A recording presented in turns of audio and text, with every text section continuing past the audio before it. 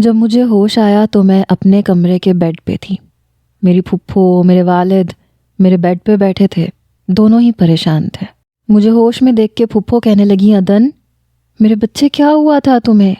رو کیوں رہی تھیں؟ بے ہوش کیوں ہو گئی تھیں؟ میرے والد کہنے لگے، بیٹا کیا ہوا تھا؟ میں نے کہا، ابا وہ میری بات ابھی یہیں تک پہنچی تھی جب دروازے پہ دستک ہوئی۔ میرے والد اٹھ کے باہر چلے گئے۔ پھپھو کہنے لگی، مجھے بتاؤ کیا ہوا تھا؟ میں نے کہا، پھپھو وہ ابو ذر، میری بات ابھی یہیں تک پہنچی تھی جب باہر سے ابو ذر کی آواز آئی، اندر رکھو جی یہ مٹھائی اور پھلوں کے ٹوکرے۔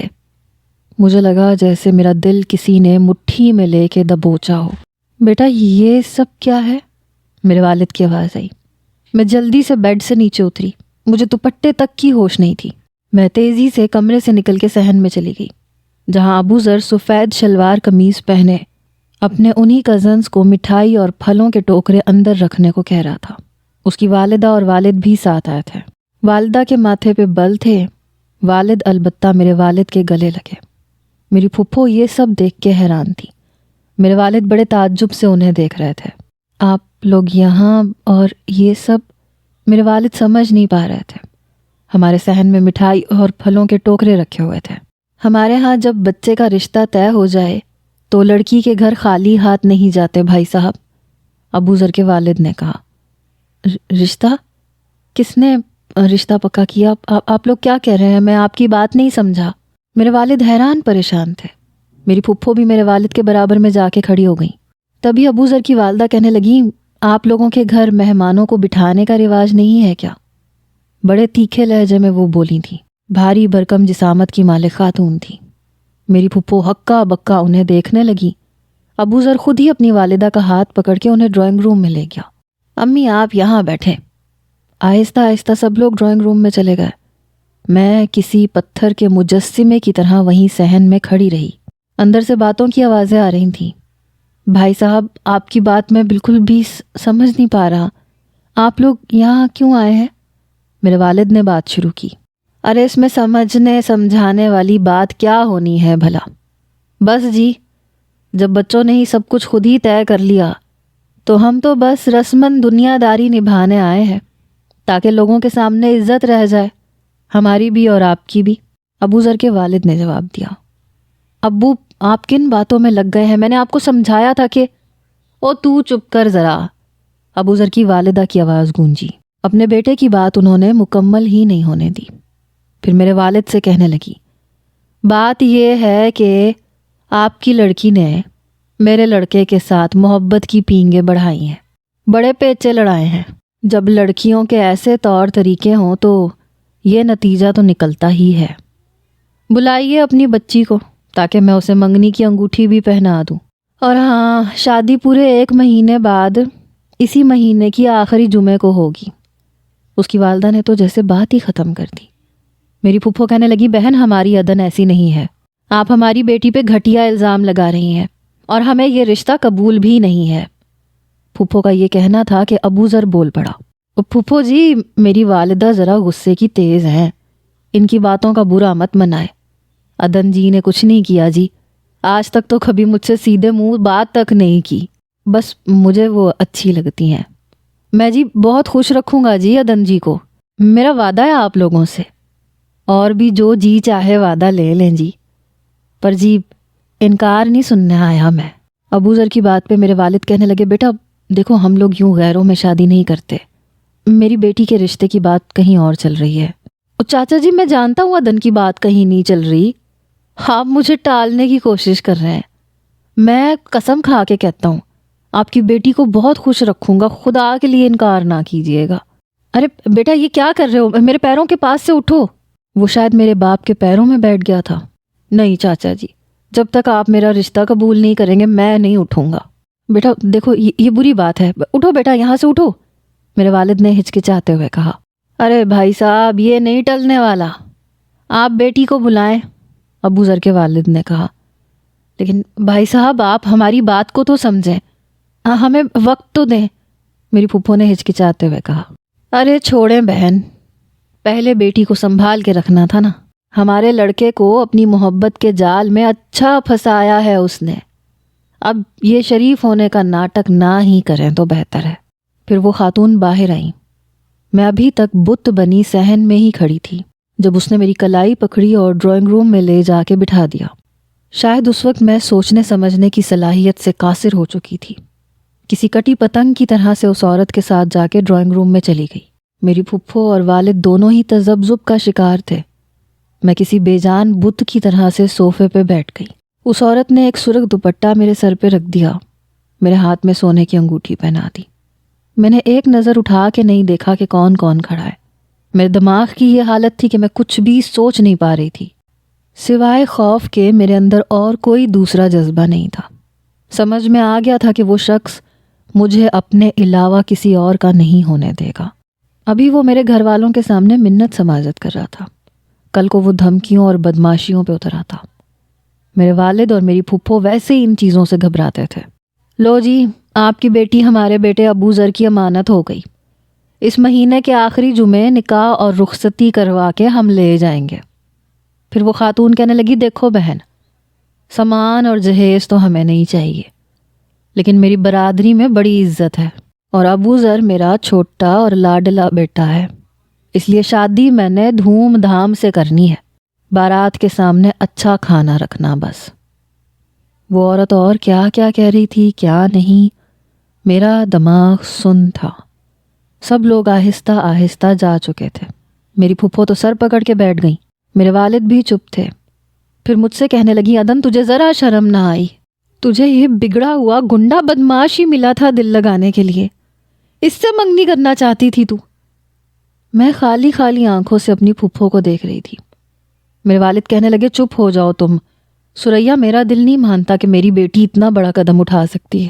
میں نے اپنے باپ کی طرف دیکھا جس نے آج تک کبھی مجھے کچھ نہیں کہا تھا، بنا مانگے میری ہر ضرورت کو پوری کر دیتا تھا۔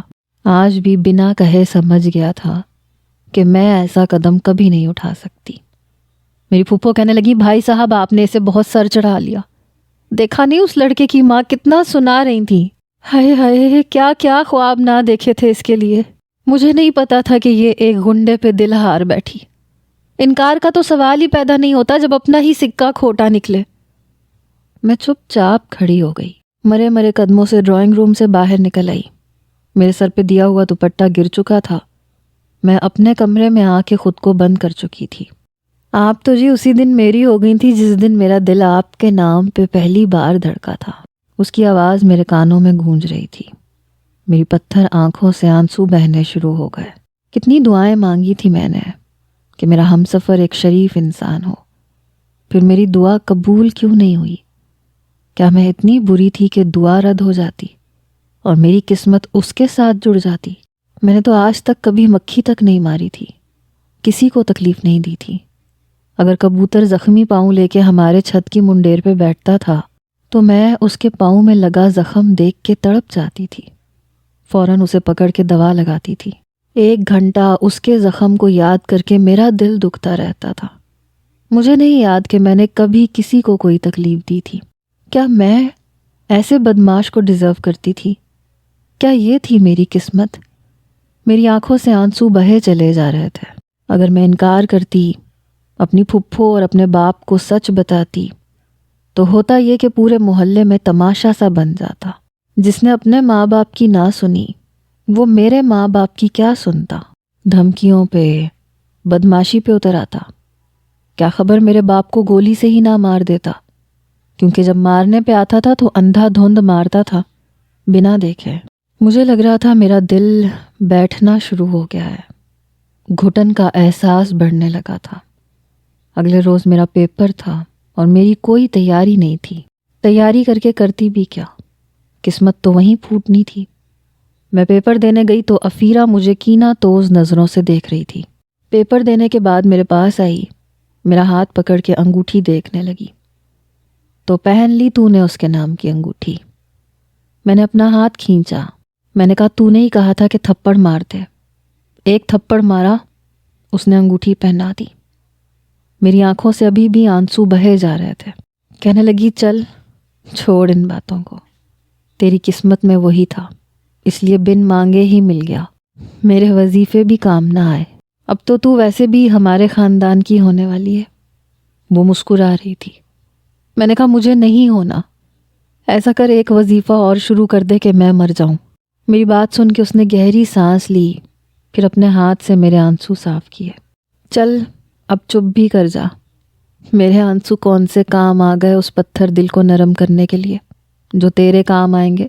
چل چھوڑ، بس اپنا دل اور بھی مضبوط کر لے، کیونکہ آگے کی زندگی تیرے لیے بڑی آزمائش والی ہے۔ دیکھیے، مرد کی جو محبت ہوتی ہے نا، سمندر کے جھاگ کی طرح ہوتی ہے۔ مرد اس چیز کے لیے دل جان ہار دیتا ہے جو اس کی دسترس میں نہیں ہوتی، اس کو پانے کے لیے زمین آسمان ایک کر دیتا ہے، اپنی ہر ممکن کوشش کرتا ہے کہ اپنی پسندیدہ عورت کو پا لے، لیکن جب اس کی دسترس میں آ جاتی ہے نا، بس پھر بات ختم ہو جاتی ہے۔ 4 دن کی عشق معشوقی ہوتی ہے، اس کے بعد جو روپ تجھے ابو ذر کا نظر آئے گا نا، مت پوچھ۔ یہ جو تھپڑ تو نے مارا ہے نا، ہائے ہائے، یہ اس کی انا پہ جا کے لگا ہوگا۔ مجھے تو لگا تھا کمینہ پیچھے ہٹ جائے گا، لیکن شاید اس نے یہ بات اپنی انا پہ لے لی ہے۔ تجھے اس تھپڑ کی قیمت بہت بری چکانی پڑے گی عدن۔ یہ سن کے مجھے لگا جیسے میرے اندر کا سارا خون خشک ہو گیا۔ میں نے خوفزدہ آنکھوں سے افیرہ کی طرف دیکھا۔ تو نے ابھی اس کی ضد اور انا نہیں دیکھی، میں نے دیکھی ہے۔ میں نے دیکھا ہے جب وہ اپنے دشمن کو مارتا ہے تو اندھا دھند مارتا ہے، اسے چھوڑتا نہیں ہے، اور جو اس پہ ہاتھ اٹھائے اس کا تو وہ حشر کر دیتا ہے کہ پانی بھی نصیب نہیں ہوتا۔ میرا دل دھڑکنا بھول گیا تھا، آواز ہی نہیں نکل رہی تھی۔ کہنے لگی، ہائے، اس کی قربت کی پہلی رات بڑی مہنگی پڑے گی تمہیں عدن۔ پھر تجھ جیسی شریف لڑکی کا ایک بدماش کے ساتھ ایسی سنگت کا نبھانا، اف، بڑی کڑی آزمائش ہے تیرے لیے عدن۔ تو اسے اپنے پاس آنے کیسے دے گی؟ تجھے ہاتھ لگائے گا تو تجھے تو اپنے آپ سے نفرت ہو جائے گی۔ میں پتھر آنکھوں سے اس کی طرف دیکھ رہی تھی۔ میرے دماغ پہ تو جیسے ایک کے بعد ایک دھماکے ہو رہے تھے، شاید وہ مجھے مار ڈالے گا۔ افیرہ کی باتیں میرے اندر مزید خوف پیدا کر چکی تھیں۔ میں فوراً سے اپنی کتاب اٹھا کے اپنے بیگ میں ڈالنے لگی۔ کہنے لگی، کیا ہوا؟ کہاں جا رہی ہے؟ کیا ہو گیا؟ میں نے کہا مجھے کچھ نہیں سننا، خدا کے لیے چپ ہو جاؤ۔ میری پہلے ہی آدھی سے زیادہ جان نکلی ہوئی تھی۔ جو میں سوچنا نہیں چاہتی تھی وہ باتیں افیرہ کے منہ سے سن کے مجھے لگ رہا تھا میں مر جاؤں گی۔ جب میں اپنے محلے میں پہنچی، گلی میں داخل ہوئی تو میرے محلے میں مٹھائیاں بانٹی جا رہی تھیں۔ امجد اور شاہد ایک ایک دکاندار کو مٹھائی دے رہے تھے۔ ارے کھاؤ کھاؤ، بھائی کا رشتہ طے ہو گیا ہے، آج تو پورا محلہ اتنی مٹھائی کھائے گا کہ صدیوں یاد رکھے گا۔ میں نظریں جھکا کے تیز قدموں سے اپنے گھر پہ آئی تھی۔ اندر آئی تو میری پھپھو کے ماتھے پہ بل تھے، اندر بہت سارے شاپنگ بیگز تھے۔ میں نے کہا، پھپھو یہ سب کیا ہے؟ کہنے لگی، کیوں تجھے ابو ذر نے نہیں بتایا؟ تو نے کوئی فرمائشیں کی ہوں گی اس سے؟ مجھے سچ بتا، کالج گئی تھی یا اس کے ساتھ شاپنگ کرنے گئی تھی؟ اس کے دوست یار، یا یوں سمجھ لے کہ گلی کے گنڈے بدماش یہ سارا سامان تیرے لیے رکھ کے گئے ہیں۔ جا اٹھا لے، اپنے کمرے میں جا کے دیکھ لے کیا لے کے آیا ہے۔ اور ایک لڑکا تو یہ بھی کہہ کے گیا ہے کہ ابو ذر بھائی کہہ رہے تھے آپ کو فکر کرنے کی ضرورت نہیں ہے، شادی کی ساری تیاریاں وہ خود کریں گے، آپ کو پیسوں کی فکر کرنے کی ضرورت نہیں ہے۔ مجھے نہیں پتا تھا کہ اپنے باپ کا بوجھ اس طریقے سے کم کرے گی تو۔ ارے میرے پاس میرا زیور موجود تھا، میں نے تو سوچ رکھا تھا کہ تیری شادی ہوگی تو سارا زیور بیچ کے دھوم دھام سے تمہاری شادی کروں گی۔ کیا سوچا تو نے کہ تیری پھپھو تجھ پہ اپنا زیور بھی نہیں وارے گی؟ مجھے تو یہ سمجھ نہیں آتا عدن، کیا تو وہی ہے جو اپنی ہر چھوٹی چھوٹی بات مجھے بتاتی تھی؟ اتنا بڑا کام کر لیا تم نے اور پھپھو کو شک تک نہیں ہونے دیا۔ میں نے کوئی جواب نہیں دیا، نہ ہی کوئی شاپنگ بیگ پکڑا، بس اپنے کمرے میں آ کے یونیفارم بدلا اور اپنے بیڈ پہ لیٹ گئی۔ دن گزرنے لگے، محلے میں یوں خوشیاں منائی جا رہی تھیں جیسے پتہ نہیں کوئی عید کا سماں ہو۔ میں افیرہ کی بات تک نہیں سن رہی تھی، پیپر دیتی اور سیدھا باہر آ جاتی۔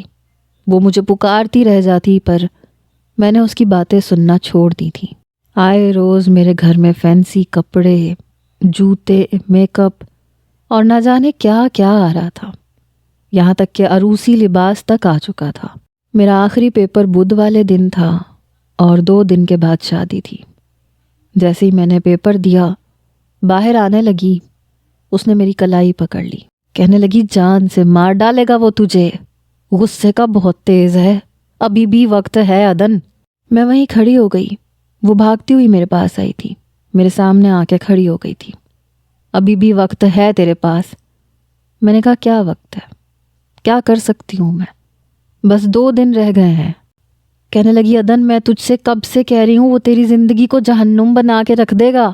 میں نے اپنے کانوں سے سنا ہے اسے یہ کہتے ہوئے کہ ایک بار وہ لڑکی میرے گھر تو آئے، اسے بتاؤں گا کہ تھپڑ مارنا کیا ہوتا ہے، پھر اس کی جان دیکھ، اپنی نازک جان دیکھ، دیکھ جان ہے تو جہان ہے۔ میں پھر سے خوف میں مبتلا ہونے لگی۔ میں نے کہا میں کیا کروں، تم بتا دو مجھے۔ کہنے لگی ایسا کر، گھر سے بھاگ جا۔ میں نے کہا تمہارا دماغ تو خراب نہیں ہو گیا ہے؟ اگر میں گھر سے بھاگ گئی تو میرے باپ کی عزت 2 کوڑی کی رہ جائے گی۔ کہنے لگی تو اگر تو زندہ رہے گی تو تیرا باپ تیرے مرنے پہ رو رو کے ویسے ہی مر جائے گا۔ دیکھ میں تیری دوست ہوں، تیرا بھلا چاہتی ہوں، بھاگ جا عدن، میں تیری مدد کر دیتی ہوں۔ میں نے کہا تم کیا کرو گی؟ میرے حلق سے آواز نہیں نکل رہی تھی، میں اتنی خوفزدہ تھی۔ کہنے لگی بس وعدہ کر میرا نام نہیں آئے گا۔ پھر اس نے مجھے اپنے بیگ میں سے ایک برقع نکال کے دیا۔ کہنے لگی کل رات اندھیرے میں اسے پہن کے نکل جانا، اور دیکھ پچھلی طرف سے تیرے گھر سے جو دروازہ کھلتا ہے وہاں سے باہر نکلنا، وہاں نا ایک پتلی سی گلی ہے، جیسے ہی اسے عبور کرو گی سامنے دوسری جانب کا مین روڈ آ جائے گا، وہاں سے رکشہ پکڑ لینا۔ پھر اس نے اپنی دوسری جیب میں سے مجھے پیسے نکال کے دیے۔ کہنے لگی یہ رکھ لے، ٹرین کے ٹکٹ خرید لینا، اپنے گاؤں چلی جانا، وہاں سب تیرے اپنے ہیں، تجھے سہارا بھی دے دیں گے اور تیرے گھر والوں کو بھی یقین ہو جائے گا کہ تو نے شادی سے بچنے کے لیے یہ سب کیا ہے۔ دیکھ یہ تیرے پاس آخری موقع ہے، زندگی کسے پیاری نہیں ہوتی، مجھے بھی تھی، میں مرنا نہیں چاہتی تھی، میں اس شخص کے جنون کا نشانہ نہیں بننا چاہتی تھی۔ میں پیپر دے کے آئی تو میرے والد صحن میں ہی کرسی پہ بیٹھے تھے، سامنے رکھی گول میز پہ کئی لاکھ رکھے ہوئے تھے۔ میری پھپھو کہنے لگی رکھ لو بھائی صاحب، اب تو آپ کا بدماشوں سے پالا پڑنے والا ہے، دوسروں کے لوٹے ہوئے پیسے سے آپ کا گھر اچھا چل جائے گا۔ میرے والد کہنے لگے اپنا منہ بند کرو سریا، تمہارے سامنے کیا میں نے اسے منع نہیں کیا؟ کیا یہ نہیں کہا کہ میں اپنی بیٹی کی رخصتی کر سکتا ہوں؟ تم جتنے مرضی مہمان لے آؤ، بھوکا کوئی نہیں جائے گا۔ اور کیا کہتا میں اسے، وہ زبردستی پکڑا کے چلا گیا ہے، ہمیں تو لگتا ہے جیسے ہم نے بیٹی کا رشتہ نہیں کیا، اپنی بیٹی کا سودا کر دیا ہے۔ پھپھو جانے کیا کچھ کہتی ہوئی کچن میں چلی گئیں، میرے والد کی آنکھوں میں آنسو تھے۔ میں اندر آئی، ایک نظر میرے والد نے مجھے دیکھا اور اپنا رخ بدل لیا۔ میں جانتی تھی کہ اس گھر میں کوئی بھی ابو ذر سے شادی ہونے پہ خوش نہیں ہے، میں بھی نہیں تھی، یہ ایک زبردستی کا رشتہ تھا۔ میں کمرے میں آئی اور افیرہ کی بات پہ سوچنے لگی۔ وہ یقیناً یہ نہیں جانتا کہ میرا تعلق کس گاؤں سے ہے، اور میرے والدین کو جب یہ پتہ چلے گا کہ میں گاؤں گئی تھی تو یقیناً میرے کردار پہ کبھی بھی کوئی شک نہیں کرے گا، خاص طور پہ میرے والدین تو نہیں کریں گے، اور باقی مجھے کسی کی پرواہ نہیں تھی۔ باقی کی زندگی بھی گاؤں میں ہم لوگ گزار لیتے، کم از کم اس بدماش سے پیچھا تو چھوٹ جائے گا۔ میں سوچ چکی تھی کہ مجھے اب افیرہ کی بات پہ ہی عمل کرنا چاہیے۔ میرے والد گھر سے باہر جا چکے تھے۔ اگلے روز شام کو بھی افیرہ اور اس کی بہت ساری کزنیں میرے گھر آ گئیں، مہندی کا جوڑا لے کے۔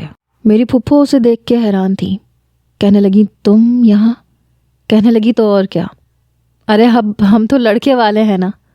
پھر مجھے کہنے لگی جلدی سے جوڑا پہنو، مہندی کی رسم بھی تو کرنی ہے۔ سب خواتین میرے گھر کے اندر داخل ہو چکی تھیں۔ میں نے خاموشی سے جوڑا پہن لیا، ڈھولک بھی افیرہ نے بجائی، گانے بھی گائے۔ مہندی کی رسم کرنے کے بعد جانے سے پہلے کہنے لگی یاد ہے نا تمہیں، آج رات کا وقت ہے، اگر آج رات تم نے ہمت نہ دکھائی تو ساری زندگی رونا پڑے گا۔ میں نے کہا ہاں میں جانتی ہوں۔ وہ جا چکی تھی، پھپھو بھی جلدی ہی اپنے کمرے میں جا کے لیٹ گئی۔ رات کو 2 بجے کے وقت میں نے وہی برقع پہنا جو افیرہ نے مجھے دیا تھا۔ ڈرتے ڈرتے میں پچھلے دروازے سے باہر نکلی، مین روڈ پہ پہنچی۔ میں نقاب میں تھی، مجھے کوئی پہچان نہیں سکتا تھا۔ میں نے رکشہ لیا، انہیں کہا کہ مجھے ریلوے اسٹیشن جانا ہے۔ وہ رکشے والا مجھے سر سے پیر تک دیکھنے لگا۔ میں بے حد گھبرائی ہوئی تھی۔ رکشے والا شیشے سے مجھے پیچھے دیکھ رہا تھا۔ کہنے لگا بیٹا اس وقت تو کسی بھی ٹرین کا وقت نہیں ہے، اور پھر اکیلی کہاں جا رہی ہو؟ میں نے کہا اپنے کام سے کام رکھو اور جلدی چلو۔ بار بار وہ مجھے دیکھ رہا تھا۔ میں کبھی اپنی انگلیاں مسلتی، کبھی چٹکھانے لگتی۔ بڑی آہستگی سے وہ مجھے اسٹیشن تک لایا۔ میں نے اسے پیسے دیے اور اندر آ گئی۔ اندر بالکل سناٹا مچا ہوا تھا۔ میں نے اپنے لیے گاؤں کی ٹکٹ خریدی۔ ٹرین آنے میں 15 منٹ باقی تھے، پر میں بے حد پریشان تھی۔ میں وہیں پر ایک بینچ پہ بیٹھ گئی۔ عجیب سے نوجوان مجھے دیکھ رہے تھے۔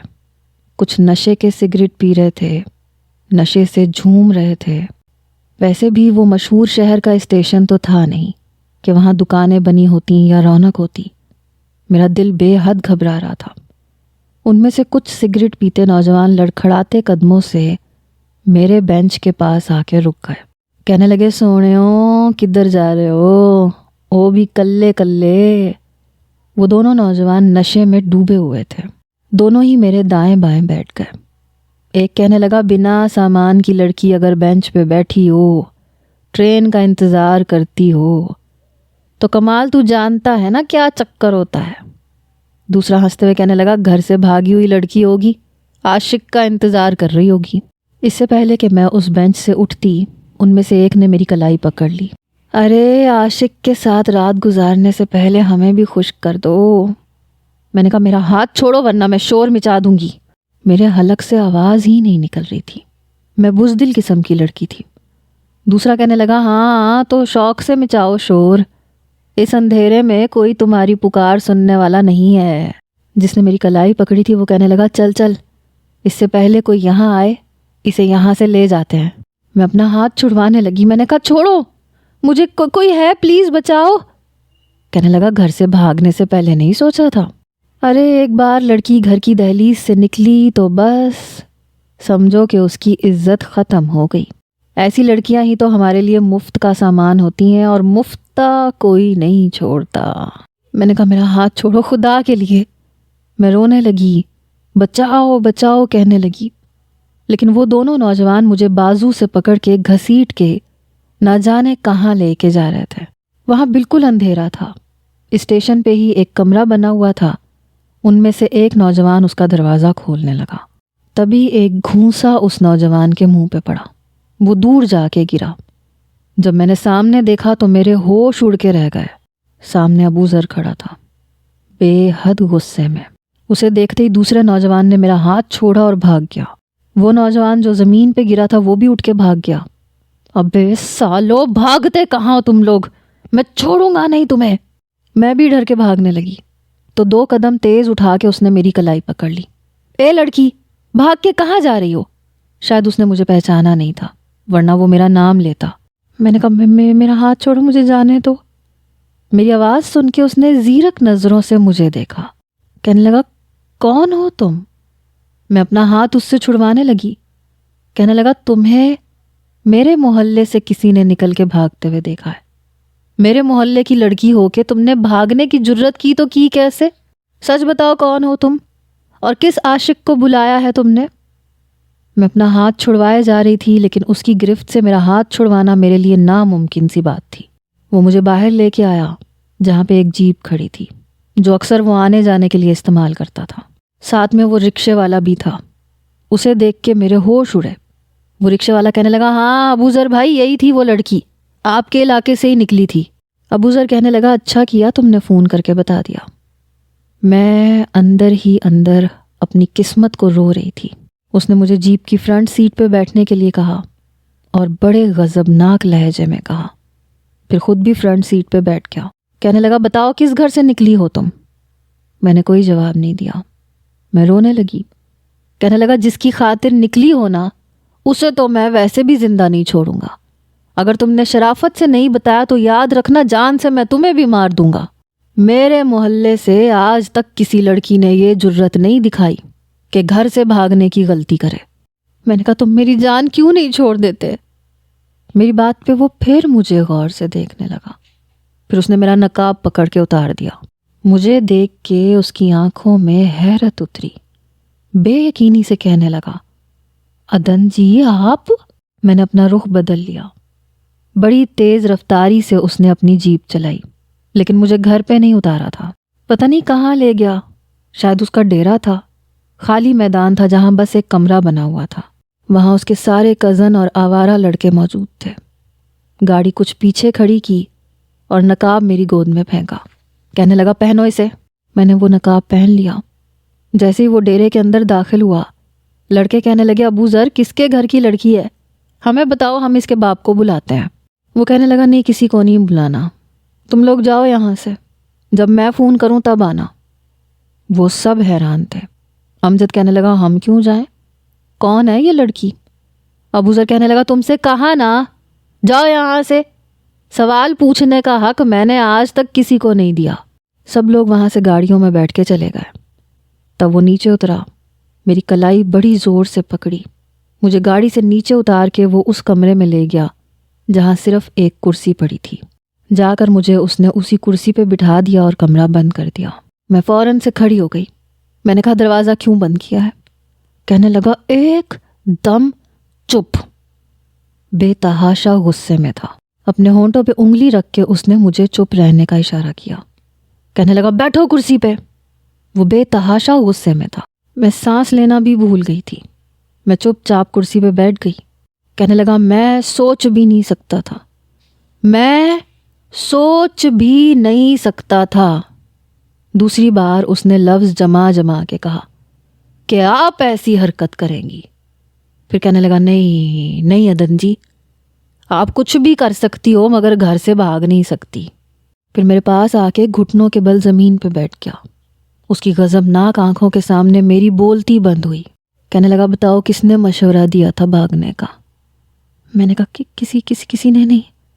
کہنے لگا سوال ہی پیدا نہیں ہوتا، ایسا تو ممکن ہی نہیں ہے، اتنا بڑا قدم آپ نہیں اٹھا سکتی، بتاؤ کس نے کہا تھا گھر سے بھاگ جاؤ؟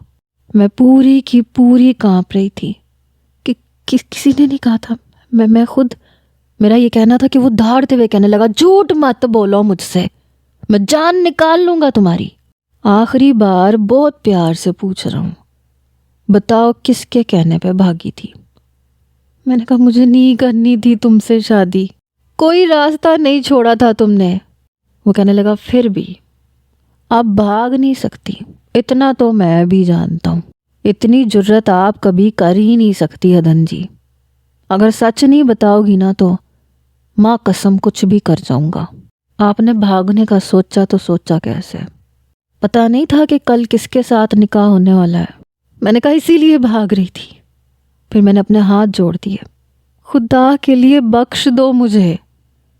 کہنے لگا ممکن ہی نہیں ہے، اتنا بڑا قدم اٹھایا، اتنی بڑی جرت کی، اتنی جرت تو وہ لڑکیاں بھی نہیں کر سکتی جو بڑی تیز ترار بنتی ہیں، انہیں بھی پتا ہے کہ میں کیسا ہوں۔ اور آپ نے اپنے باپ کی عزت کے بارے میں بھی نہیں سوچا کہ کل کو لوگ کیا کہتے؟ ایسی تو نہیں ہو جی آپ، میرا دل نہیں مانتا۔ ابھی بھی وقت ہے، مجھے شرافت سے بتا دو کس نے مشورہ دیا تھا، کس نے اکسایا تھا اتنا بڑا قدم اٹھانے کے لیے؟ میرا دل اندر سے سوکھے پتے کی طرح کانپ رہا تھا۔ اس نے جیب سے پسٹل نکالی اور میرے ماتھے پہ رکھ دی۔ میرا سانس سینے میں اٹکا تھا۔ سچ بتاؤ ورنہ جان لے لوں گا تمہاری۔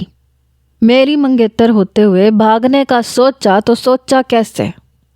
وہ اتنی زور سے دھاڑا کہ مجھے لگا بس اب میری جان نکل جائے گی۔ میں نے اپنی آنکھیں زور سے بند کر لیں۔ پھر میرا بازو بڑی زور سے پکڑا، کہنے لگا ٹانگیں توڑ کے رکھ دوں گا تمہاری اگر تم نے میرے ساتھ رخصت ہونے سے پہلے قدم بھی باہر نکالا تو تمہارے گھر کے باہر پہرے داری بٹھاؤں گا، سمجھ رہی ہو نا کیا کہہ رہا ہوں تم سے؟ جس غضبناک لہجے سے وہ کہہ رہا تھا میں نے اپنی آنکھیں بند کر رکھی تھی۔ دل یوں دھڑک رہا تھا کہ جیسے بس سینہ چاک کر کے باہر آ جائے گا۔ میرے آنسو تک خشک ہو چکے تھے، ایسا لگ رہا تھا میرا سانس بند ہو جائے گا، مجھ پہ موت واقع ہو جائے گی۔ اس کا غصہ، سخت لہجہ میرے اندر سے بچی کھچی جان بھی نکال چکا تھا۔ میرا بازو پکڑ کے وہ مجھے باہر لے کے آیا، تیز قدموں سے چلتا ہوا مجھے گاڑی تک لے کے گیا، کہنے لگا بیٹھے ادھر۔ پھر بڑی تیز رفتاری سے اس نے اپنی جیپ چلائی اور اسی تنگ سی گلی میں مجھے لے گیا، اسی تنگ گلی کے سامنے گاڑی روکی جہاں سے میں باہر نکلی تھی۔ کہنے لگا جاؤ اپنے گھر۔ اس کا یہ کہنا تھا، میں جلدی سے اس کی جیپ سے نیچے اتری اور بھاگتی ہوئی اپنے گھر کے دروازے کے پاس گئی۔ دروازہ ابھی بھی تھوڑا سا کھلا ہوا تھا جتنا میں کھول کے گئی تھی۔ میں اندر جا کے دروازہ بند کر چکی تھی، لیکن اس کے جیپ کے جانے کی آواز نہیں آئی، وہ ابھی بھی کھڑا تھا۔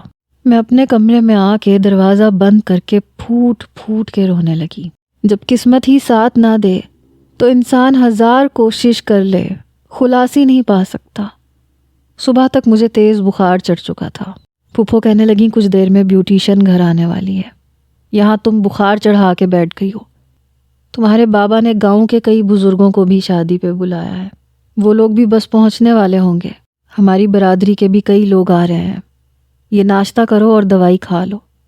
چائے کا کپ انہوں نے میرے سامنے رکھا، ساتھ میں بسکٹس تھے۔ بمشکل میں نے تھوڑا سا کھایا، چائے کا کپ بھی آدھا پیا، پھر بخار کی گولی کھا لی۔ پہلی بار اس کا لایا ہوا عروسی لباس باہر نکالا، بہت قیمتی تھا، میرون رنگ کا تھا۔ پھپھو نے زیورات بھی نکال کے دیے، ساتھ میں میک اپ بھی نکال کے رکھ دیا۔ تبھی گاؤں سے ہماری برادری کے مہمان بھی آ چکے تھے، باہر ٹینٹ لگ چکے تھے، ساری تیاریاں ہو رہی تھیں۔ بیوٹیشین بھی آ گئی، اس نے مجھے تیار بھی کر دیا، میری بہت تعریف کر رہی تھی۔ کہنے لگی بڑا اچھا نصیب پایا ہے ابو ذر نے، لڑکی تو اپنے لیے ہیرے جیسی ڈھونڈی ہے۔ تجھ پہ تو مجھے زیادہ میک اپ استعمال ہی نہیں کرنا پڑا، تم تو یوں ہی بڑی خوبصورت ہو۔ میں گمسم سی بیٹھی تھی، آنے والے وقت کا سوچ کے جان نکل رہی تھی۔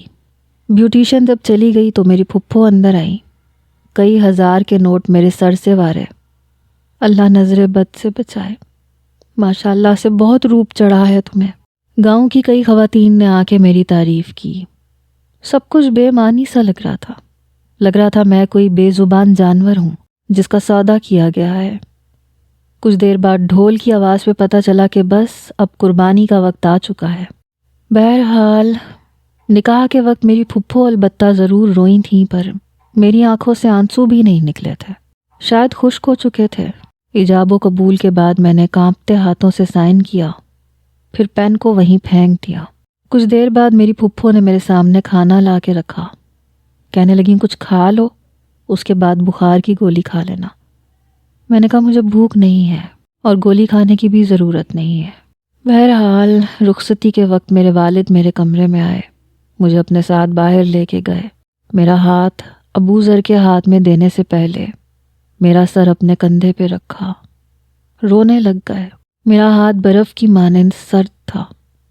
ابو ذر کے ہاتھ میں دے کے کہنے لگے اپنا وعدہ پورا کرنا، میری بیٹی کی آنکھوں میں آنسو نہیں آنے چاہیے۔ وہ کہنے لگا چاچا جی نہیں آئیں گے، وعدہ کیا ہے تو وعدہ پورا بھی کروں گا۔ حالانکہ ایک گلی کا راستہ تھا، لیکن پھر بھی گاڑی پھولوں سے سجی ہوئی تھی۔